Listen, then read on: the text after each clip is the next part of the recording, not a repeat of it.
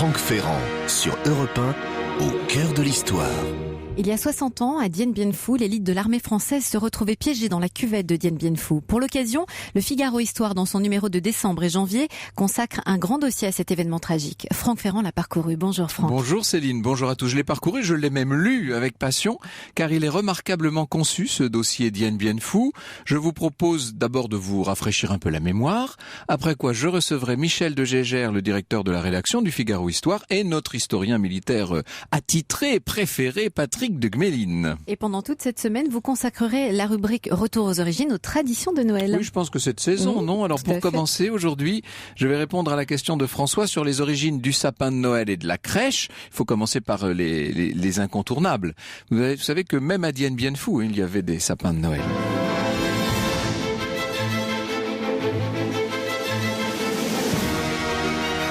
Europe 1,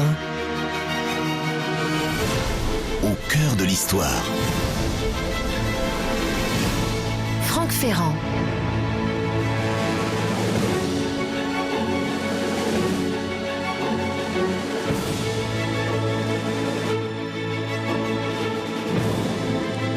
« 60 ans après, quand on prononce le nom de Dien Bien Phu, nombreux sont ceux, témoins directs ou indirects, qui ont encore la chair de poule. Je crois que si le mot traumatisme a un sens, c'est bien ce dont il s'agit. Dien Bien Phu reste un traumatisme pour beaucoup. Égarement et sacrifice, écrit François d'Orcival en tête du dossier anniversaire du Figaro Histoire, égarement d'une stratégie militaire, sacrifice de quelques-uns des plus beaux bataillons de l'armée française. Alors je précise tout de suite que je vais envisager les choses du point de vue français. Il serait sans doute intéressant de connaître aussi le point de vue du Viet Minh et du général Giap, qui est mort il y a 2 mois.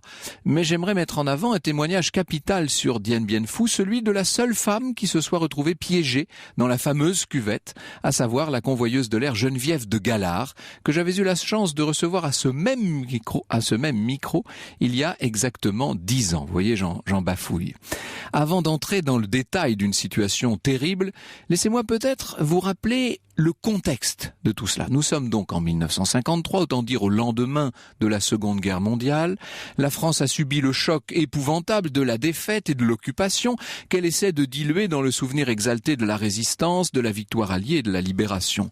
Dans ces années d'après-guerre, la fierté nationale est à vif et sans doute par compensation, les Français se raccrochent à une image idéalisée de la France et notamment de la France d'outre-mer. Or, la plus mythique des colonies françaises, la lointaine Indochine, connaît depuis 1945 des tensions très fortes.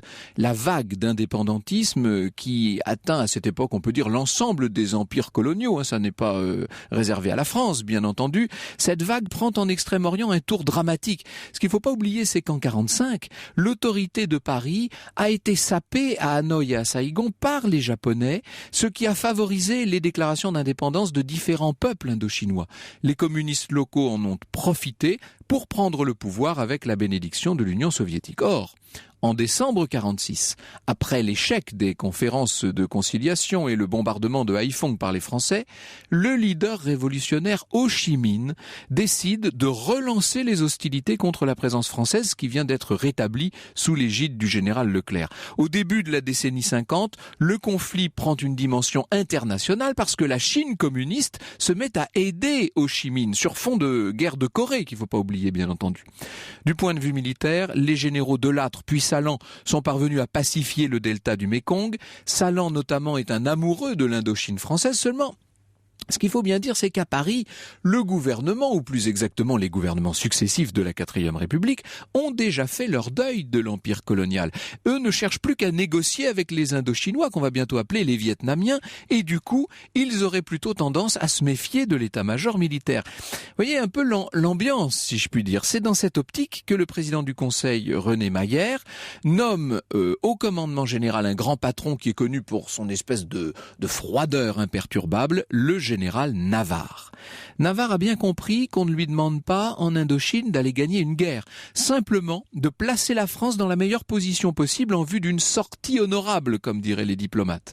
Son plan dès lors est simple, position défensive au nord, la région la plus difficile à tenir évidemment, et nettement plus offensive au sud, afin de reconstituer les forces françaises en attendant la suite. Seulement, de leur côté les stratèges du Viet Minh, avec donc à leur tête ce fameux général Giap qui vient de décéder, décident dès 53 de faire remonter vers le nord-ouest une très grosse division armée, ce qui va fragiliser les maquis français de la haute région et qui fait peser un danger sur le Laos, qui justement vient d'intégrer cette sorte de Commonwealth à la française, qu'on appelle l'Union française.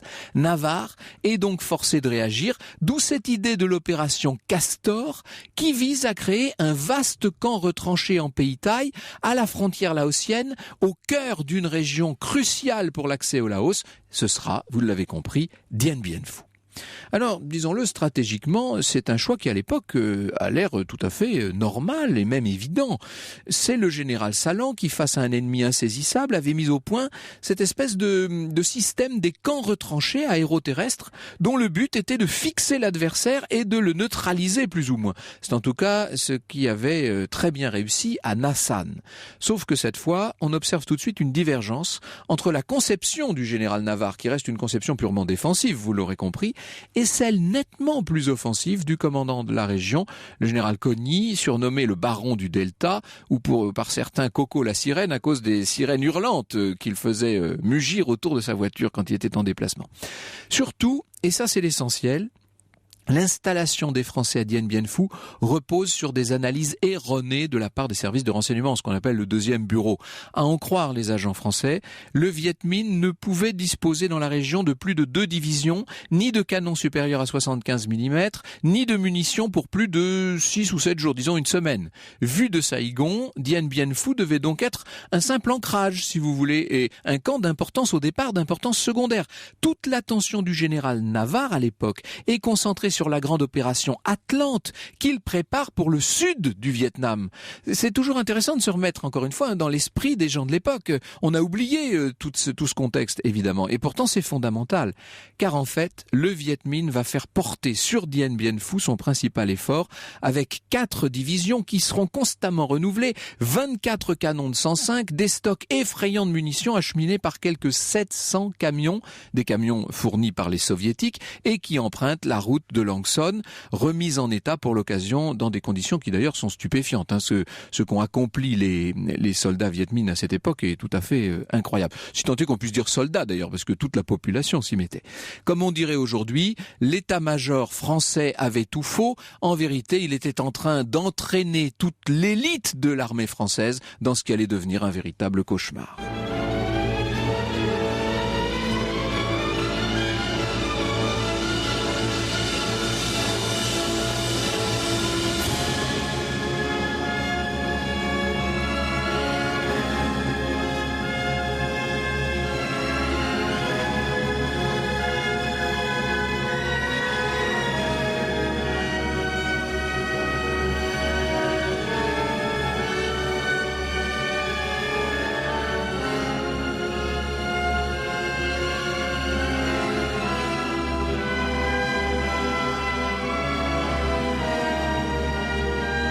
Aram Khachaturian sur Europe 1, un extrait du ballet Spartacus.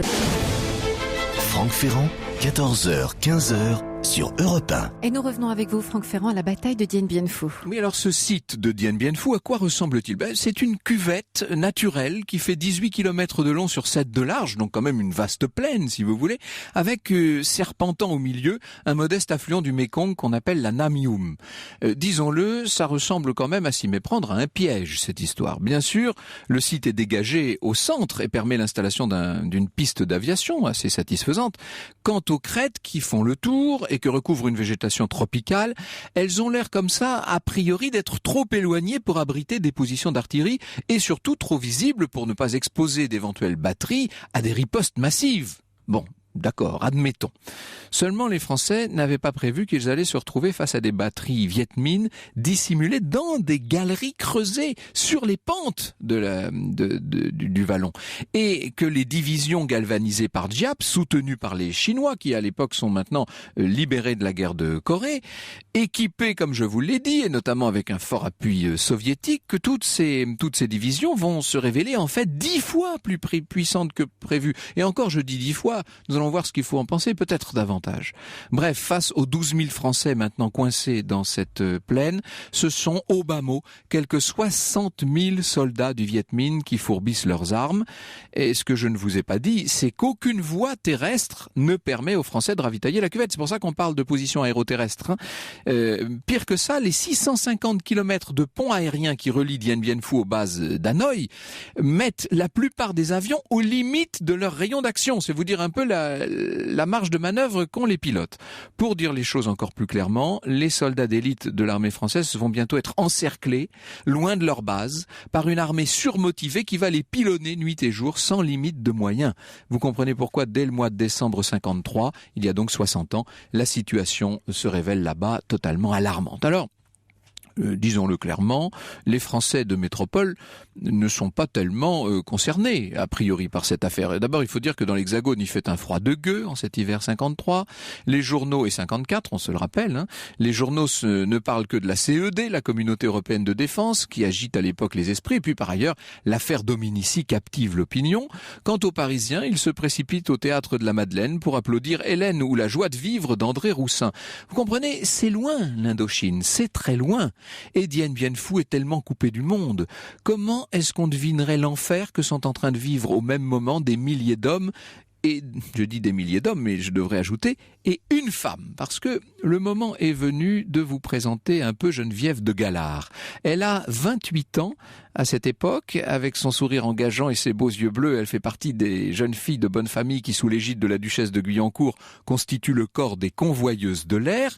Leur rôle essentiel, c'est d'aider en tant qu'infirmière à l'évacuation, par voie aérienne, des blessés et des malades en opération. À Dien Bien Phu, les combats ont commencé le 13 mars 1954 au soir, et tout de suite, les Français ont été frappés de stupeur car ils ont découvert l'incroyable puissance de feu du Viet Minh et l'efficacité de son offensive. Dès le 15 mars, les deux positions du Nord, qu'on appelle Béatrice et Gabriel, sont prises par des assauts d'infanterie menés à 12 contre 1. Alors ne vous étonnez pas des noms des positions, les militaires ont eu l'idée de donner à chacune un prénom féminin. Il y a donc Béatrice, Gabriel, mais aussi Dominique, Eliane, Huguette, Claudine, Françoise, etc. C'est un peu étrange, mais c'est ainsi.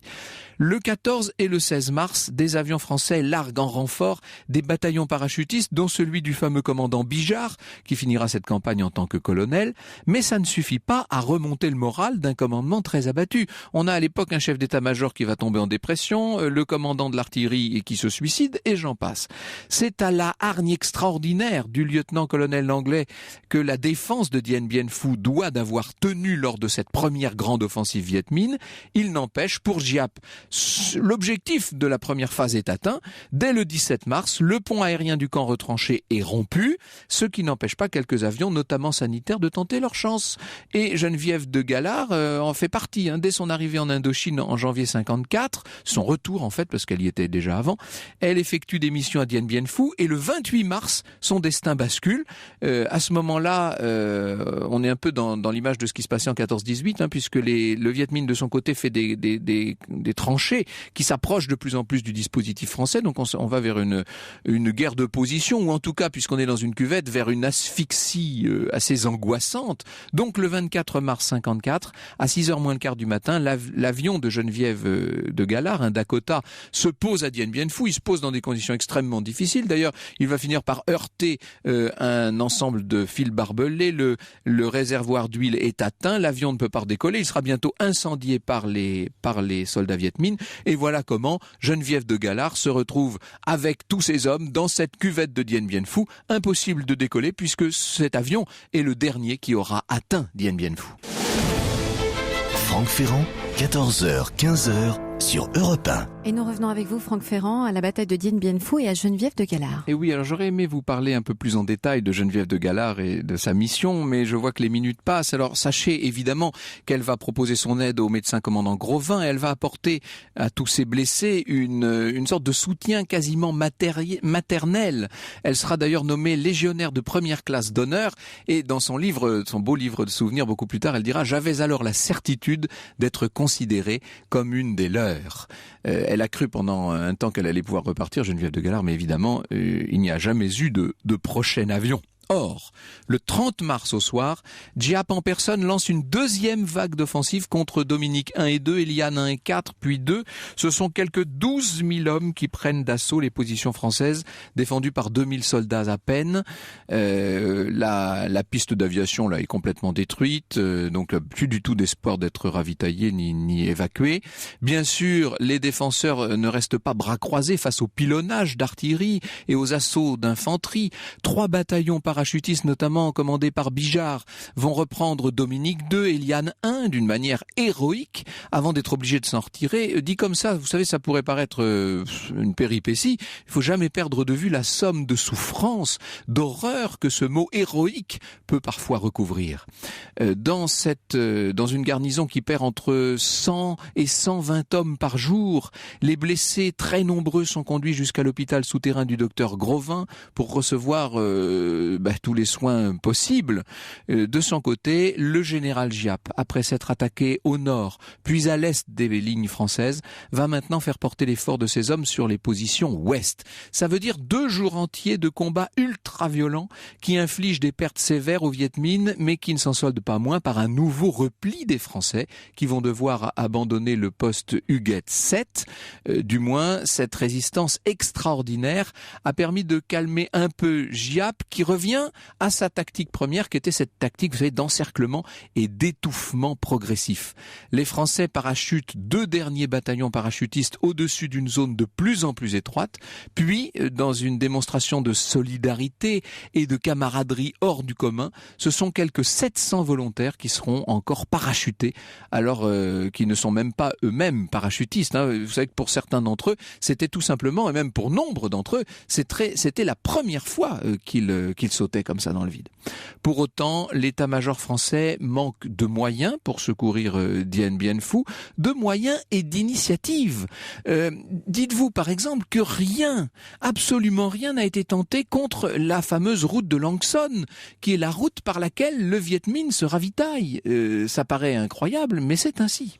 Sur place, dans ce qu'on appelle la cuvette, c'est une guerre de position donc qui s'est installée. On appellera d'ailleurs un jour Dien Bien Phu le Verdun de l'Asie. Sauf que les combattants valides, dans la poche sans cesse resserrée, ne sont plus que 3000 à la fin du mois d'avril. Les malheureux aimeraient bien tenir jusqu'aux grosses pluies de la mousson. Seulement leur situation, disons-le, est désespérée. Au soir du 6 mai, Giap lance un ultime assaut contre les 3 points d'appui d'Eliane, et le 7 à midi, une ultime sortie est tentée par les Français. Elle a pour nom de code Albatros. Cette fois, c'est bel et bien la position centrale qui se trouve exposée directement. Disons-le, on n'est plus très loin de la phase finale. Les combats se livrent à ce moment-là au corps à corps. À 17h, c'en est fini. Les hommes n'ont plus qu'à détruire leurs armes et les postes radio. Un tout dernier combat a encore lieu au sud, du côté d'Isabelle, qui est très excentré par rapport à l'ensemble des positions. Puis, le silence se fait sur Dien Bien Phu. 17 bataillons ont été anéantis. 10 000 soldats sont faits prisonniers, 3 000 seront rendus à leur famille. Dans la soirée du 7 mai, le général de Castres, qui commandait le camp retranché, donne l'ordre de cesser le feu. C'en est fini de cette résistance héroïque de Dien Bien Phu. C'en est fini symboliquement de la présence française en Indochine, même si c'est pas encore tout à fait le cas. On verra bien entendu ce que tout ça va devenir. C'en est fini des combats seulement. Alors on verra aussi les chiffres de pertes, etc., qui sont très précisément répertoriés dans le Figaro Histoire.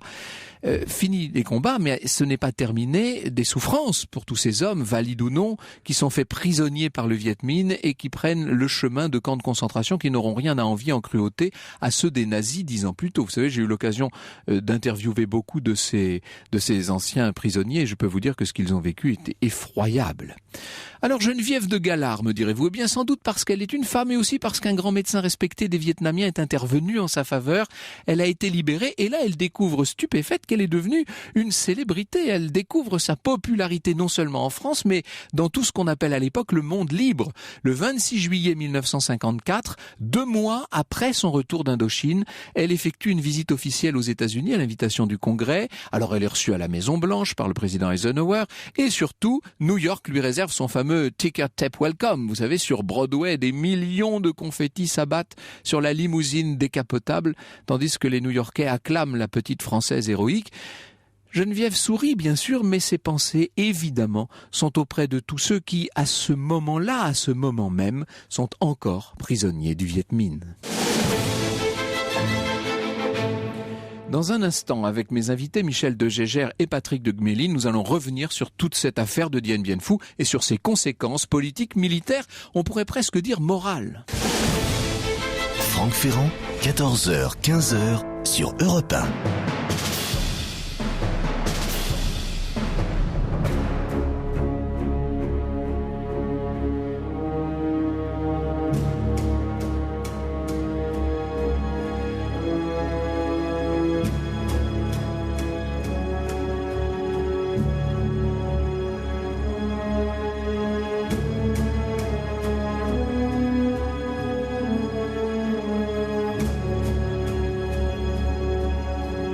Cyril Aufort sur Europe 1, un extrait de la bande originale du film réalisé par Jacques Perrin en 2010, L'Empire du Milieu du Sud.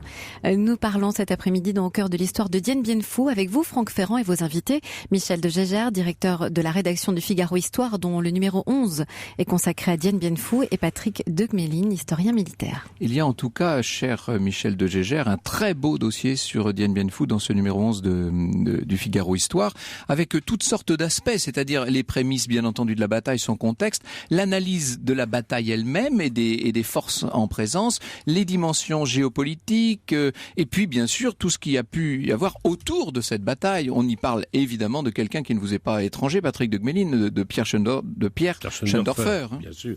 Pierre Schoendorfer, grand cinéaste, grand photographe, disparu lui aussi il n'y a pas si longtemps, et qui a joué un rôle très important en filmant sur place tout ce qui s'est passé, en prenant des photos. Malheureusement, ces dernières photos datent, je crois, du 8 mars, mais on ne les a pas, car d'abord, pour une raison qu'on ignore, Schoendorfer n'a pas envoyé ses bobines à développer à Hanoï, et il est parti avec ce secret dans la tombe, on ne sait pas pourquoi, et il en avait gardé quelques-unes sur lui.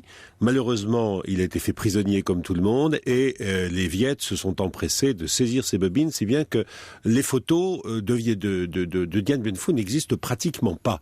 Il en avait fait des centaines, je pense, mais nous ne les avons pas. Et Schoendorfer, par la suite, a été un cinéaste très important, et son film Dien Bien Phu, enfin c'était pas lui qui l'a fait, mais il a joué un rôle très important, a laissé, lors de la première projection, les survivants de Dien Bien Phu, dont Geneviève de Gellard, qui étaient tous groupés dans cette projection privée. Le film s'est arrêté, la lumière est revenue, un silence complet, et Geneviève de Gellard m'a dit elle-même, et nous pleurions tous, ce qui prouve la qualité et la véracité de ce film. Alors en ce moment, une exposition a lieu au musée de l'armée qui s'appelle Indochine, des territoires et des hommes. C'est, on va dire, le complément nécessaire à la lecture de votre magazine, Michel de Gégère, ou réciproquement, je ne sais pas. En tout cas, on voit grâce à votre anatomie d'une bataille, ce sont quelques pages extrêmement précises et entièrement illustrées de schémas. Il en faut des schémas parce que c'est très complexe cette histoire de Dien Bien Phu. On se rend compte qu'en fait, les Français se fixent là précisément au tournant fin novembre, début décembre 1953. C'était prévu depuis plus longtemps, mais c'est là que ça commence à se fixer. Et puis alors, la bataille elle-même, le siège de Dien Bien Phu proprement dit, ce sera pour le printemps 54, pour mars seulement. Oui, c'est peut-être ce qui rend cette bataille comparable à aucune autre, c'est que c'est une défaite, mais sur un site qui a été choisi par l'armée française, et l'attaque, elle est attendue, elle est désirée. C'est-à-dire que lorsque les Français s'installent, lorsque les Français s'installent en novembre, l'opération Castor à Dien Bien Phu, c'est dans l'espoir d'attirer là le Viet Minh, parce que effectivement, comme vous l'avez dit tout à l'heure, un an plus tôt, le général Salan avait inauguré cette stratégie à Nha San, où il avait installé un camp fortifié sur lequel le Viet Minh s'était brisé dans des proportions de 4 contre 1. C'est-à-dire que un soldat français avait repoussé l'assaut de 4 soldats Viet Minh. Je n'ai pas l'effectif total en tête. Bon. Et donc, on essaye là, on installe une dizaine de milliers de soldats français, des unités d'élite de l'armée française à Dien Bien Phu, eh bien, dans l'espoir que le Viet Minh vienne s'y briser. Et on attend avec impatience l'attaque. On a des témoignages où on dit les soldats disent, mais pourvu qu'ils viennent. Et l'erreur tactique, elle repose sur le fait que Dien Bien Phu est conçu en fait comme un porte-avions. C'est un porte-avions au milieu de la jungle. Il est relié à Hanoï par la piste d'aviation, parce qu'on n'imagine pas. Quand même, 650 km. C'est un peu loin. C'est 300 km à vol d'oiseau, mais donc il faut éventuellement. Aller-retour, ça fait 600. Oui, aller-retour, ça fait 600 km. Seulement, ce que les Français n'ont pas prévu, c'est le convoyage de l'artillerie à travers, dans des conditions absolument effrayantes, avec des coulis qui tirent des canons dans la jungle, etc. Le fait qu'ils arrivent à convoyer une artillerie lourde qui permette de menacer cette piste d'aviation, et au bout de quelques semaines, eh bien, le camp va être isolé, et la piste d'aviation étant détruite, eh bien le camp ne pourra être ravitaillé que par largage, que par parachutage, et encore pas forcément parachutage sur la piste, tout ça dans des conditions extrêmement difficiles, et donc c'est un porte-avions qui est privé de ses avions. Et donc effectivement, il y a un retournement de situation tout à fait tragique. Jean-Pascal nous dit sur le site internet d'Europe 1, je me suis rendu en 1997 au Vietnam, mais j'ai été frappé en me rendant sur le site de Dien Bien Phu qu'on ait pu envoyer au massacre des soldats dans cette cuvette. Les Vietnamiens avaient tout loisir de tirer des roquettes en toute tranquillité de l'autre côté des collines. C'est vrai que le site, le choix de ce site a été extrêmement commenté, c'est le moins qu'on puisse dire, Patrick Ducmilly. Il a été très commenté, mais à l'époque, il a été aussi approuvé. C'est Navarre qui avait fait son plan, il y croyait fortement. Il avançait un certain nombre de raisons qui ont été admis par le haut commandement. Le seul qui a commencé assez rapidement à montrer son désaccord, et ça a duré ensuite pendant toute la bataille, c'est le général Cogny, qui lui était commandant du Tonkin, qui était plus près du terrain, il faut bien le dire, et qui tout de suite s'est élevé contre le plan et contre son application. Et ça a d'ailleurs joué un rôle important, parce que c'était quand même grave de lancer ce corps expéditionnaire sous un commandement qui, de notoriété publique, ne s'entendait absolument pas.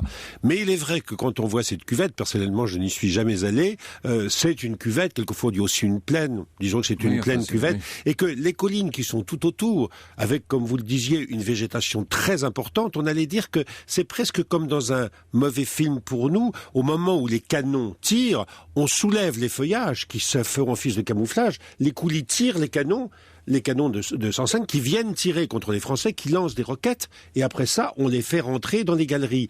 Tout avait été extraordinairement préparé par Giap, il faut bien le dire, et on ne pouvait absolument pas imaginer, a priori, qu'on allait se trouver devant un tel déferlement de feu. Oui, Dien Bien Phu, c'est d'abord la surprise. Alors, je vais jusqu'au bout du message de Jean-Pascal qui ajoute « Ce qui m'a néanmoins le plus surpris, c'est le récit de cette bataille faite par les Vietnamiens au musée de Dien Bien Phu. Les soldats français y sont félicités constamment pour leur courage, leur héroïsme et la manière dont ils ont livré bataille. » Alors, je crois que ceci est tout à fait vrai. Mais d'ailleurs, il y a une espèce de réciprocité. Les Vietnamiens, les Viettes, comme on les appelait, comme on les appelle toujours, ont admiré ces soldats français qui pourtant pour eux étaient des ennemis non seulement militaires mais des ennemis idéologiques, mais qui étaient de grands soldats qui se battaient superbement sans peur du sacrifice. Et inversement, peu à peu, et même dès avant la bataille, les soldats français savaient que l'armée de Giap n'était plus celle du début, qu'elle avait grandement progressé, en grande partie grâce à l'aide technique et des Chinois et des Soviétiques, mais il y avait une admiration, et cette admiration d'ailleurs s'est un petit peu concrétisée bien plus tard. Personnellement, j'ai toujours été choqué par cette image, je vais peut-être choquer ceux qui l'ont trouvé bien, c'est que Bijard et Giap se sont revus après la guerre, et que Bijard, il me l'a dit lui-même un jour que je l'interviewais sur des corps francs en 39-40 auxquels il a participé, c'était autre chose. Il l'a pris dans ses bras et il l'a félicité. Ils étaient pratiquement amis. Et j'avoue que Giap et Bijard, en rapport d'amitié, alors que c'était deux chefs ennemis, mais qui s'estimaient sur le plan technique et militaire. Et ce sont ces fraternités d'armes qu'on ne peut peut-être tout simplement pas comprendre quand on n'a pas été dans ces combats, finalement. Michel de Gégère, vous n'êtes pas tout à fait d'accord sur l'appellation cuvette, vous, en ce qui vous concerne? Eh bien, parce que, en fait, je me réfère à une revue militaire vietnamienne qui, en 1965, écrivait ceci: Dien Bien Phu n'est une cuvette que pour ceux qui disposent d'avions, de véhicules motorisés, d'artillerie à longue portée. Pour des gens qui vont à pied, et on croyait que c'était le cas du Viet Minh, c'est bien une vaste plaine longue de 18 km, large de 6 à 8, dont l'accès n'est guère facile. Les crêtes qui l'environnent dépassent souvent 1000 mètres.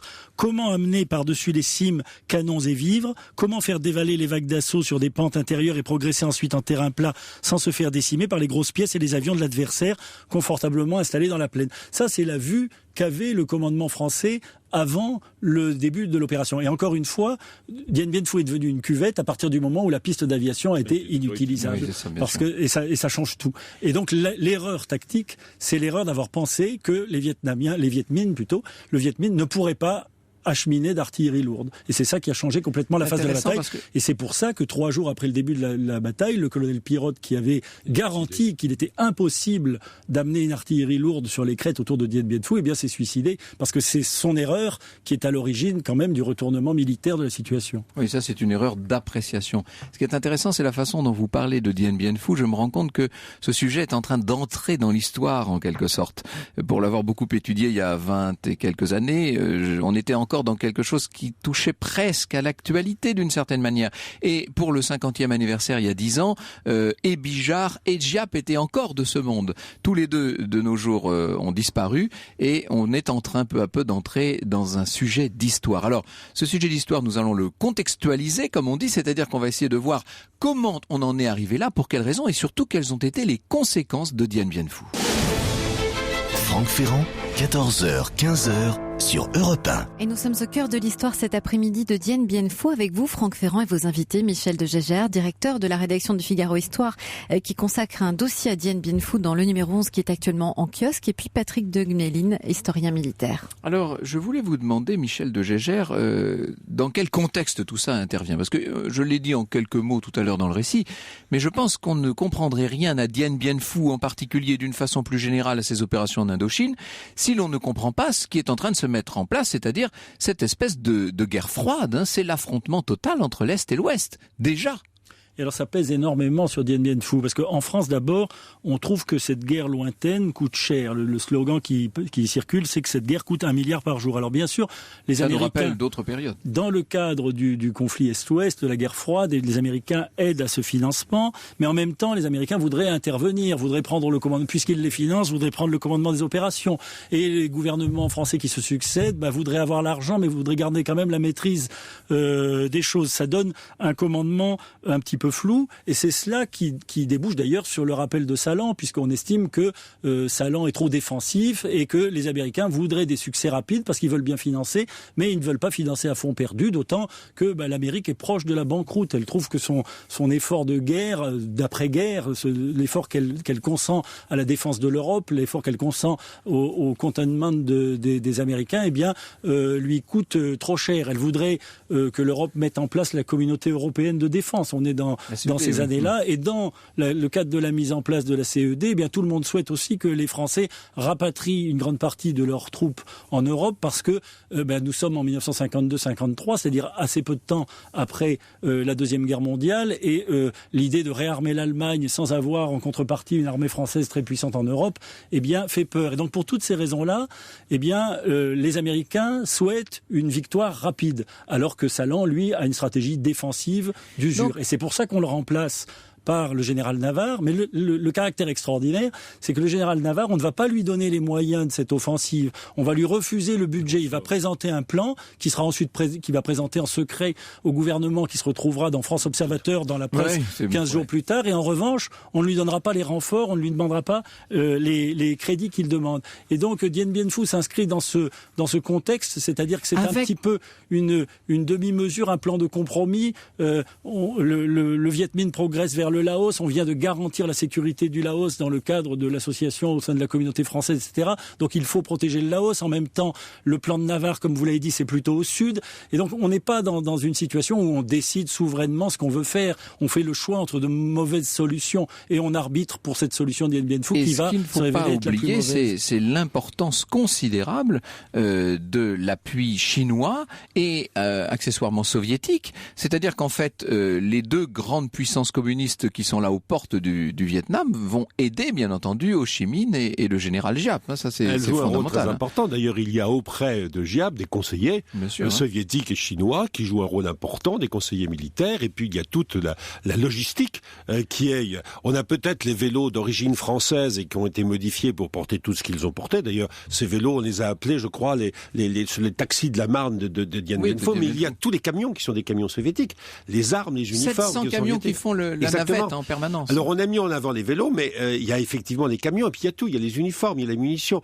C'est vraiment un affrontement Est-Ouest, avec d'un côté la Chine et l'Union soviétique qui soutiennent bien entendu le Vietnam, et de l'autre côté, ce qu'on pourrait appeler le monde libre, les alliés, avec des Américains qui ne veulent pas s'engager officiellement, alors que Eisenhower est très anticolonialiste, et il voudrait, lui, par contre, reprendre la main, et on verra ce qui se passera d'ailleurs après, avec l'intermède de l'Algérie, car n'oublions pas que l'Algérie va suivre. Puisque vous parlez de l'Algérie, Patrick de Gmelin, je crois qu'il est très important d'insister sur l'état d'esprit de l'armée française. On est quand même très peu de temps après la Seconde Guerre mondiale. Oui. La guerre d'Algérie, évidemment, n'a pas encore éclaté. Ça va pas tarder, la Toussaint 54, c'est pour bientôt. Mais en tout cas, l'armée française est dans une position très particulière et dans un moral très particulier, il faut le dire. Oui, alors... en plus, l'armée française est composée d'une part des appelés, qui ne sont pas au Vietnam, qui ne sont pas à Dien Bien Phu, qui vont l'être plus tard en Algérie. Les officiers qui sont d'origine différente, il y a eu l'amalgame fait par le général Delattre, qui a fait qu'on a intégré un grand nombre de soldats et d'officiers qui étaient des résistants à l'origine, des maquisards, qui n'avaient pas du tout la formation professionnelle des sirars, enfin des sirars, des officiers d'actifs, et ils ont à la fois été les vaincus de 40, puis les vainqueurs avec les alliés en 45. Maintenant, il y a l'Indochine où ça se passe mal et qui se termine par une défaite. Et beaucoup se doutent qu'on va aller autre part après, notamment les légionnaires. Et effectivement, ça sera l'Algérie. Et pour ces hommes, c'est quelque chose d'autant plus dur qu'ils ne se sentent absolument pas soutenus par la métropole. On l'a dit à plusieurs reprises, il faut le répéter. Cette guerre d'Indochine et notamment Dien Bien Phu laisse complètement indifférent la France qui sort de la guerre, qui en a assez de cette guerre. Et en plus, il y a aussi un contexte politique orienté à gauche, il faut bien le dire, que donc beaucoup d'intellectuels notamment soutiennent le Viet Minh contre la France. Pardon, Michel de Gégé. Oui, il y a un événement d'une importance considérable dont on n'a pas encore parlé, c'est que alors que l'opération Castor a commencé, alors que l'armée française s'est installée à Dien Bien Phu et avant l'attaque du camp retranché, eh bien, il y a la conférence de Berlin où l'Union soviétique, les États-Unis, la France, la Grande-Bretagne se retrouvent et on décide là d'ouvrir en avril une conférence de la paix dans laquelle on inscrit la paix en Indochine. Ce qui veut dire que au moment où la bataille est engagée, eh bien, dans on commence. Des politiques, on est déjà dans la paix. Les politiques sont en train de négocier la paix. Et à partir du moment où cette annonce est faite, eh bien, la Chine, l'Union soviétique vont à fond aider le Viet Minh à mettre toutes ses forces dans la balance de cette bataille qui lui apparaît comme décisive, alors que, comme vous l'avez dit, dans le camp d'en face, eh bien, c'est tout de même une certaine forme de décision. Les États-Unis soutiennent, mais sans soutenir. Vous avez cette histoire tragique de l'opération Vautour, c'est-à-dire que une demande du gouvernement français qui avait demandé un appui américain pour un bombardement massif autour de Dien Bien Phu, mais alors ils l'ont demandé par oral. Les États-Unis ont dit qu'ils voulaient une demande écrite, et puis s'ils faisaient l'opération, ils voudraient effectivement prendre le commandement de la guerre, etc. Et finalement, eh bien, cette opération, ce bombardement qui aurait pu sauver Dien Bien Phu, eh bien, n'aura pas lieu. Donc je crois que vraiment, la chose à retenir, c'est ce déséquilibre entre l'appui total de la Chine et de l'Union soviétique d'un côté et le soutien Michel-Michou des États-Unis, comme souvent, dans ce camp allié. Il faut insister peut-être aussi sur la dimension très très politique des événements. C'est une défaite militaire, Dien Bien Phu, mais c'est peut-être largement aussi une défaite diplomatico-politique. Ou c'est la défaite des hésitations françaises, parce que finalement, les militaires en Indochine ont hérité d'une guerre où les buts de guerre étaient assez flous. On ne savait pas s'il fallait tenir, s'il fallait chercher une porte de sortie honorable, s'il fallait organiser la transition avec une armée vietnamienne indépendante qui fasse elle-même face au Viet Minh. Et donc on ne savait plus très bien ce que l'armée française était censée faire en Indochine. Et puis il était très difficile, il est très difficile pour des soldats, quel que soit leur rang, de se battre alors qu'ils ne sentent que le pays n'est pas avec eux. Il y a l'expression de guerre orpheline qu'a utilisée Élie de Saint-Marc. Comme à chaque fois dans vos numéros du Figaro Histoire, il y a un dictionnaire des personnages. On a des petits dessins avec des notices biographiques très bien faites. Alors bien sûr sur Bijard et sur Giap, mais aussi sur le général Cogny, sur le médecin commandant Grovin, qui a joué un rôle tellement essentiel. Et puis d'une façon plus générale sur les différents intervenants, y compris les journalistes d'ailleurs, qui ont joué, c'est vrai, dans cette affaire un rôle très important. Il y a un personnage qu'on ne peut pas ne pas citer, c'est le héros de votre bande dessinée, évidemment, Patrick de Gmelin, c'est Élie de Saint-Marc. Élie de Saint-Marc, qui lui n'était pas Dien Bien Phu, parce qu'il a été volontaire pour sauter. Il devait sauter, et puis, entre-temps, Dien Bien Phu est tombé, donc il n'y a pas été. Mais Dien Bien Phu, à contrario, puisqu'il n'y a pas été, l'a beaucoup marqué, comme d'ailleurs toute l'Indochine, la guerre qu'il a faite là-bas. Et j'allais dire que ce qu'il a vu en Indochine a dicté de façon très nette ce qui s'est passé pour lui, je dis bien pour lui, en Algérie. Le putsch, pour lui, c'est le refus d'abandonner les Algériens, et notamment les Harkis, parce qu'il avait vu ce qui s'était passé en Indochine. Il avait vu de ses yeux vus avec ceux qui nous aidaient. Et puis vous consacrez aussi, ça c'est important, tout un chapitre à ce que vous appelez le purgatoire de l'oncle O.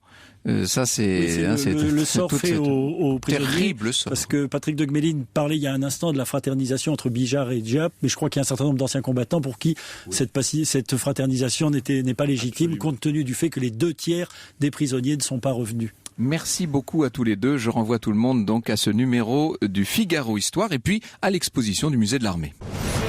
Europe 1, au cœur de l'histoire. Retour aux origines. Et cet après-midi, vous répondez, Franck Ferrand, à la question de François, qui nous l'a envoyé sur europe1.fr et qui voudrait savoir depuis quand nous avons des sapins de Noël. Alors, vous savez que cette histoire des sapins de Noël nous ramène directement aux origines païennes de cette fête, du Sol Invictus, du soleil invaincu, cette fête du 24-25 décembre, donc au solstice d'hiver. C'était ça au départ. Il y avait cette vieille fête à laquelle les Celtes déjà associaient l'épicéa à l'époque. Vous savez, parce que chez les Celtes, chaque mois était associé à un arbre. Là, en l'occurrence, c'était le sapin, si vous voulez, pour ce qui correspondait plus ou moins au mois de décembre.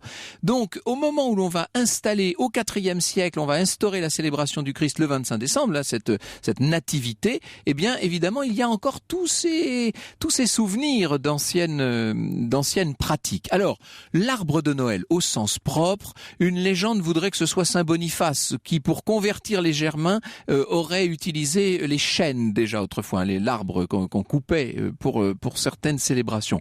Ce qui est certain, c'est que le sapin de Noël, il naît au début du XVIe siècle. On parle d'ailleurs d'arbre de Noël pour la première fois en Alsace en 1521. À l'époque, c'était surtout des branches qu'on mettait ensemble pour décorer l'entrée des maisons. Et puis ça va se répandre toutes ces régions, l'Alsace et puis d'une façon plus générale les principautés germaniques, etc.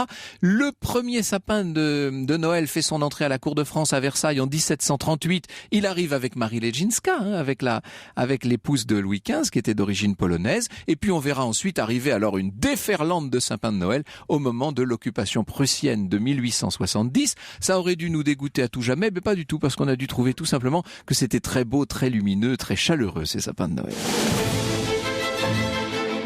Bonjour Elena Mornin. Bonjour Franck, bonjour à tous. Alors aujourd'hui, la mission des experts européens, c'est de sauver 10 000 vies par an grâce à quelques gestes simples de premier secours. Comment réagir par exemple en cas d'étouffement, de brûlure, de malaise cardiaque ou encore de chute. Eh bien, on va apprendre tous ces gestes qui sauvent pendant 1 heure. J'attends vos questions, vos témoignages au 3921 ou sur europe1.fr, Franck. Merci beaucoup Elena. Puisque j'ai 1 seconde, je cite un très bel ouvrage concernant l'Indochine. Ce sont les mémoires du prince Michel de Bourbon-Parme. Ça s'appelle Un prince dans la tourmente et c'est tout simplement édifiant.